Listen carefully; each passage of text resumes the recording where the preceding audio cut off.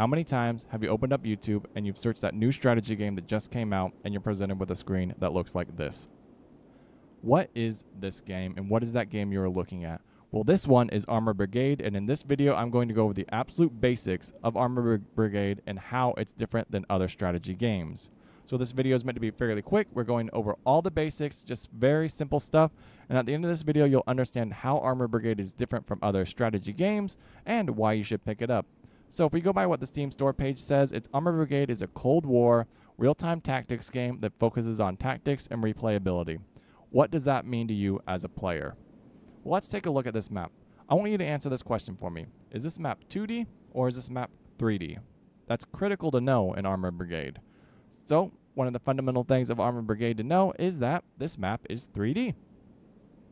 As you can see, we can rotate this 3D map, we can view it from different angles, and we can kind of just observe how we're going to move our units across this 3D battlefield. I think that's critical to know when playing Armored Brigade is understanding the basics of, well, your environment that you're playing in. Next, we're going to go over several of the units. We're going to talk about basic movement commands, and we're going to go in depth on how to use them. So if we right click this unit and we want to give it an advanced move, all advanced mean is it's going to move along this route or possibly another route into this position where you told them to go. They're going to move at a normal walking pace, whereas what separates advanced from fast, obviously fast means they're going to move at a much faster rate. Now those are just the two basic movement commands. The next one you would have would be contact. What contact is your unit's going to move until it comes in contact with a hostile unit and they begin engaging each other. Right? Fairly simple, nothing overly complicated about that. The next one we're going to talk about is reverse. Reverse just means reverse. You back up until you decide you're done backing up. Now I left one out on purpose, and that's your scout movement order. Scout is really critical to understanding really how the system in game works. Scout means this unit's going to move into this position until they become engaged or possibly make line of sight with a unit, at which point they will pop smoke and begin pulling back and really disengaging that unit and getting out of its line of sight. So if we wanted this unit right here to move up, scout a position, pop smoke, and just move either to a different tree line, we could do that with the scout command. Now, there's several other movement units. We have rotate. Obviously, rotate means rotate. So that's really critical for units that need to rotate when making fire orders, or if we have a tank that's getting flanked and we want it to focus on a different direction, we would rotate it. Right? Overall, really simple to understand the rotate command. Next, we have defend. Just means they're going to find a battle position overwatching a waypoint and they will defend it. Nothing extremely complicated about defend, but it's good to use down here on objectives. Say if we were to like pull up our line of sight tool and we were to click from the objective what can be seen, we would set defend positions along this area so they can fire missiles or mortars or artillery or bullets into that general vicinity. Right? That's your, and next up, that's your line of sight tool. And then lastly, set range. It's set engagement ranges, soft and hard. I don't want to go too in-depth because I have a really in-depth video on how to do engagement ranges, but there are varying ways to set your engagement ranges. These are set manually. They're separate from the standard operating procedures. So if we wanted to set an engagement range for that unit, we would click on it, just soft, click off, soft. We now have a soft engagement range. That's all that means. Nothing, all that's going to do is it's going to ensure that that unit engages soft targets at that range. And then you can obviously do hard as well. Next, we're going to talk the line of sight tool. So the line of sight tool is fairly basic in this game. You just click on a unit. Here it has like this little colored map where it kind of gives you a brief overview on where the line of sight is. But you can also click on a unit right here and kind of see what it can see from its current position. Obviously, it can't see very much. You can see way back here around 3,500 meters away, but it can't see down in the objective. Overall, a really useful tool in planning your battles and things like that. Next, we have the mark. So mark's really important. So if you hold control, you can draw lines just like that. If you right click, you can change the color. Let's say we want to draw red or yellow. We could do that. And then we would hover over them and left click them to delete while holding the control key down. Right?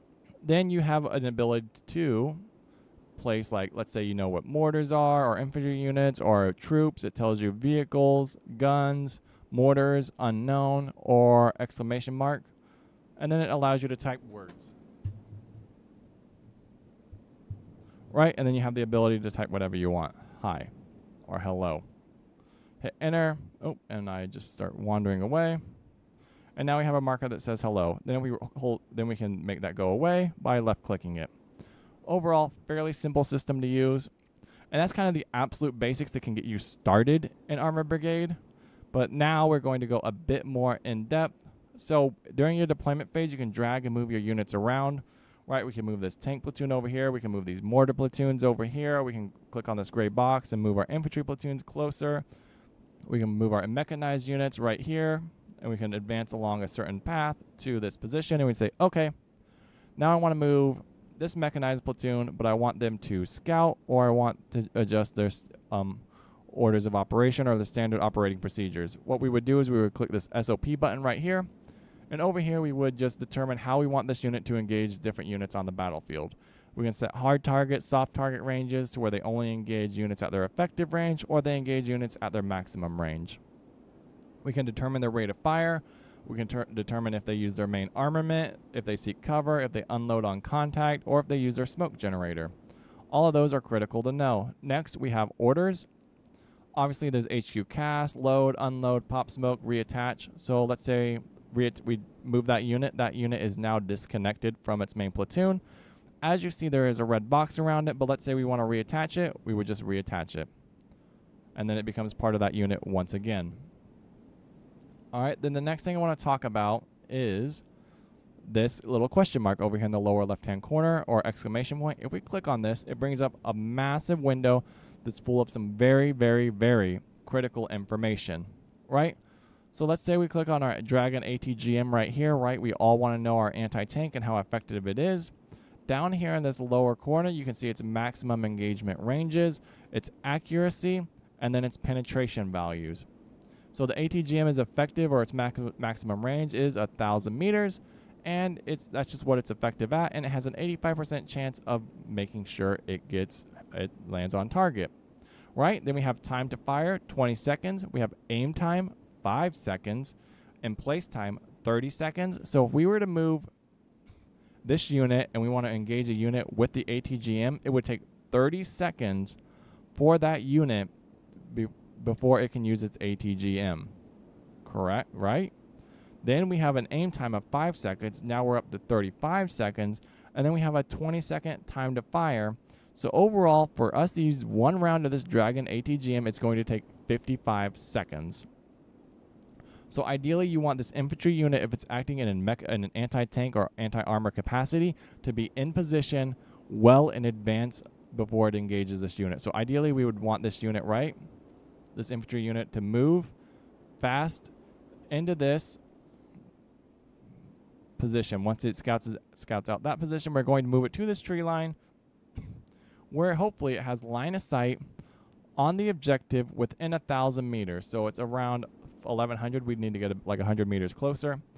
Then it would need to be there for 1 minute for the Dragon to be able to fire onto units that are in this position, right? So that's just a very, very basic overview of what Armored Brigade is, how you can use it, and kind of just how to play it in a very basic manner.